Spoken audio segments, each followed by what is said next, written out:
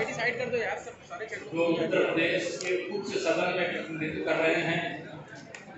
ऐसे मेरे अनुज समान सुरेश चौधरी जी,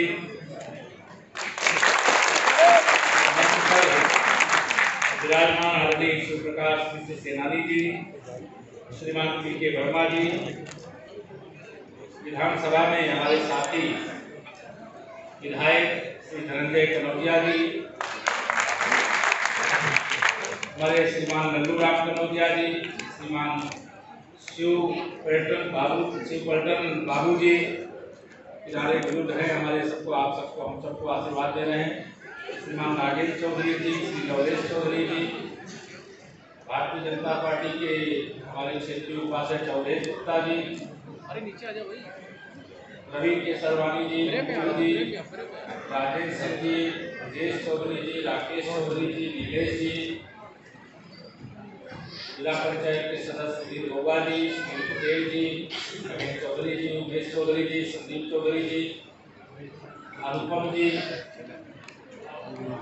और योग्य ढंग से संचालन कर रहे डॉक्टर राजेश जी, मंच पर अन्य कोई नाम चुनते होंगे, मंच के सामने समाज के सभी बहुत विशिष्ट महानुभाव,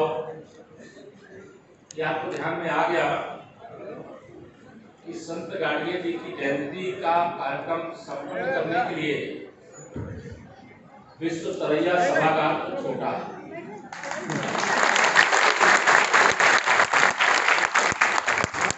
इसलिए बड़े सभागार की या बड़े जब अगले वर्ष 1 फरवरी को हम सब लोग मिलेंगे तो उस समय कोई बड़ा स्थान चाहिए।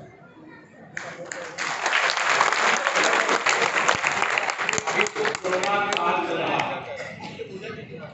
और कोरोना काल में जो महामारी के कारण से पूरा विश्व, पूरा देश और पूरा प्रदेश भी कहिए अनेक प्रकार की चुनौतियों से जूझा है, और ऐसे समय में जब सोशल डिस्टेंसिंग का पालन करते हुए यहाँ पर कार्यक्रम होना था, लेकिन आपने सोशल डिस्टेंसिंग शायद किया नहीं है, मुझे लगा कोरोना ने ही आपसे डिस्टेंसिंग बना लिया है।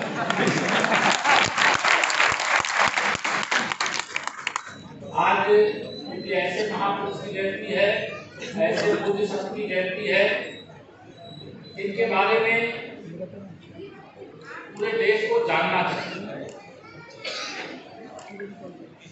जानते हैं सब लोग, ऐसा नहीं कोई जानता नहीं, जानते सब लोग हैं, लेकिन तमाम सारे विषय यहाँ पर आए हैं। मैं इतना ही सारे विषयों को जोड़ करके कहूँगा, निष्कर्ष रूप में कोई इस समय विधानसभा का सत्र चल रहा है, विपक्ष मुद्दा विहीन है, कोई चीज यहाँ बोल देंगे तो कहेंगे कि आपने जो है सदन जब चल रहा है सदन के बाहर कोई बात हो,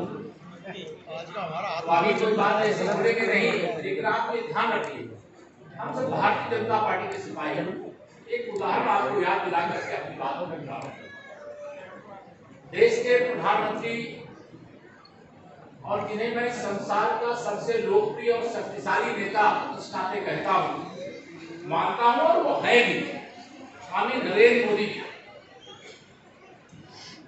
अभी भूले नहीं होंगे 2019 और 2021 में बहुत अंतर नहीं हुआ।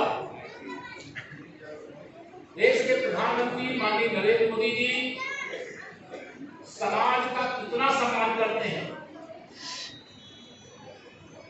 इसका संदेश प्रयागराज के कुंभ मेले से मिला था। आपको याद है कि नहीं याद है? याद है। समाज का कोई भी हिस्सा हो, अगर उस हिस्से को हम सम्मान नहीं देंगे तो बिखर जाएगा, और कोई बिखरे ना, सब एकजुट रहे, यही तो भारतीय जनता पार्टी है। इस संदेश को देने के लिए जिस प्रकार से देश के माननीय प्रधानमंत्री जी प्रयागराज के कुंभ मेले में आते 24 करोड़ लोगों ने कुंभ मेले में स्नान किया था मेरे भाई बहन, और प्रधानमंत्री जी ने संगम में डुबकी लगाने के बाद कुंभ के समय मैं भी वहां था, लेकिन मुझे मालूम नहीं था कि उनके मन में क्या चल रहा। अचानक मालूम होता है कि हम लोग मंच पर बैठे थे कि अभी प्रधानमंत्री जी आने वाले हैं, और तब तक हम लोग स्क्रीन में देख रहे हैं, डिस्प्ले में देख रहे हैं कि माननीय प्रधानमंत्री जी जमीन पर बैठे हुए हैं काम में लगे हुए स्वच्छता कर्मी कुर्सी पर बैठे हुए हैं और माननीय प्रधानमंत्री जी स्वयं अपने हाथों से स्वच्छता कर्मियों के चरण धो रहे हैं। देखा था आप लोगों ने किसी ने? ऐसे प्रधानमंत्री माननीय नरेंद्र मोदी जी के द्वारा जब कुछ किया जाता है तो भारतीय जनता पार्टी और माननीय नरेंद्र मोदी जी एक दूसरे के पर्याय हो गए और उन्होंने यह संदेश दिया और देश के अंदर आप सब प्रदेश के अलग अलग जिलों से आए हुए कोरोना जैसी महामारी के इस भीषण संकट का सामना करते हुए जिस प्रकार से देश के माननीय प्रधानमंत्री श्री नरेंद्र मोदी जी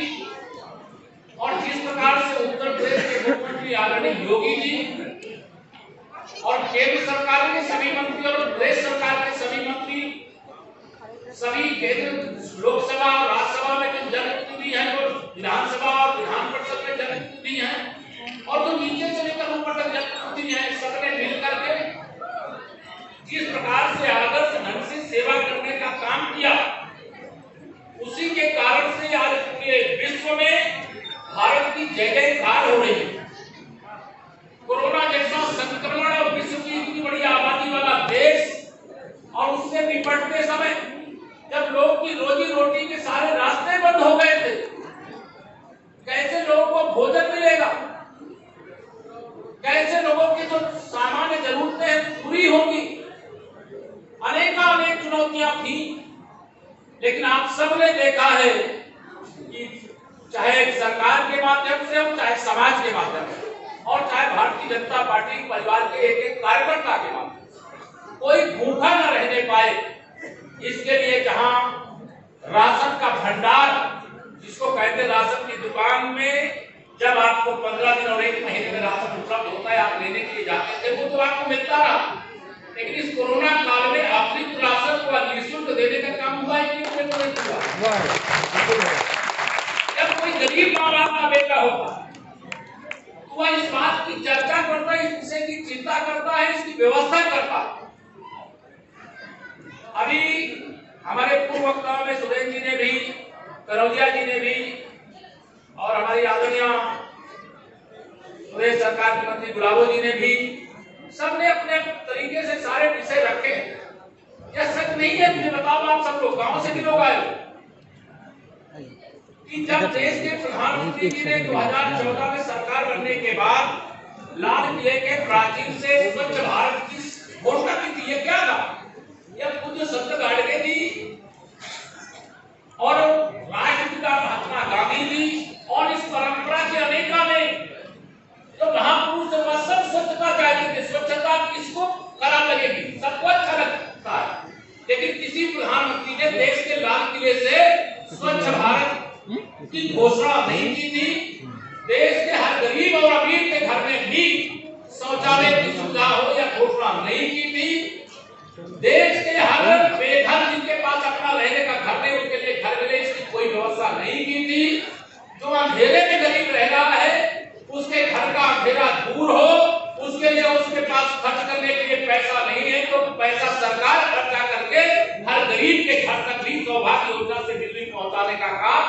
किया गया है नहीं किया गया? यह सारा कुछ जो आप बदलाव देख रहे हैं और यह सच है कि हमारी बहन जी कह रही है कि 99%, मैं तो कहता हूं 99.9%। आप हमारे साथ थे, हमारे साथ हैं और हमें विश्वास है कि आगे भी आप हमारे साथ रहेंगे ही नहीं और सबको लेकर के हमारे साथ